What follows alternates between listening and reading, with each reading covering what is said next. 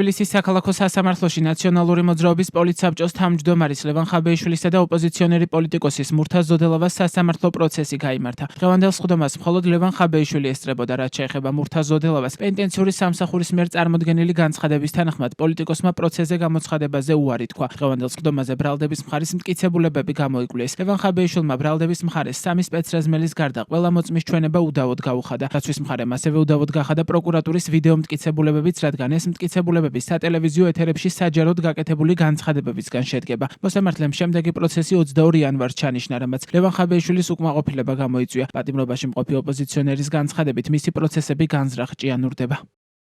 ჩემი თქმაოს ახლა დავუწყო ამასე. იცი რა პროკურორს მივარდა, ხა პროექტი კი, სექტემბერი, ოქტომბერი, ნოემბერი, დეკემბერი. ფაქტობრივად, ხო? სასამართლო ჩანიშნა, კიდევ მაგერა და იგი ასწლეში ჩანიშნა. 4 თვეა ციფრი ფუნქცია კაცო. 4 თვეა სასამართლო ვერ დაუწევს ალბათ, რა ვიცი რა. გაგვასწრო სამიწარე დასაბრუნებლად საქმეა.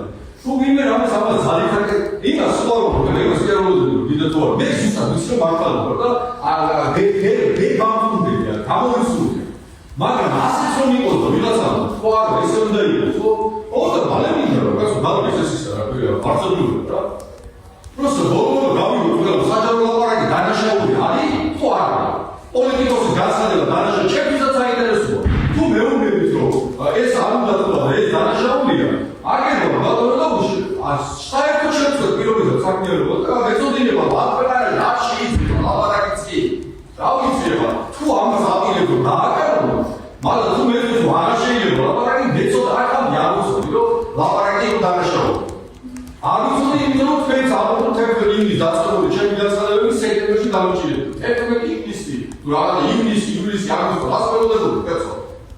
ლევან ხაბეიშვილი 11 სექტემბერს ტელეკომპანია ფორმულას ეზოში სახელმწიფო უსაფრთხოების სამსახურმა სატელევიზიო ეთერებიდან სპეცრაზმელებისთვის ფულადი თანხის შეთავაზების ბრალდებით დააკავა. ბრალის საყენების შემდეგ კი გაირკვა, რომ მას ხელისუფლების დამხობისკენ მოწოდებასაც ედავებიან. ამ ორივე ბრალით ოპოზიციონერ პოლიტიკოს 7 წლამდე თავისუფლების აღკვეთა ემუქრება. 13 სექტემბერს მოსამართლე ფიქრია სიქტურაშვილმა მას აღკვეთის ღონისძიებად პატიმრობა შეუფარდა. ხაბეიშვილთან ერთად 11 სექტემბერს დააკავეს მურთაზ ზოდელავაც. ზოდელავას ხაბეიშვილის მობილურის გადამალვას ედავებიან, რომელიც მას დაკავებისას პოლიტიკოსმა მიაწოდა. ზოდელავას ამ საქმეზე ბრალი გამოძიებისთვის ხელი შეშლის მუხლით წაუყენეს და გირაო შეუფარდეს. მოგვიანებით 4 ოქტომბერს ზოდელავა სახელმწიფო გადატრიალების ორგანიზების ბრალდებით დააპატიმრეს.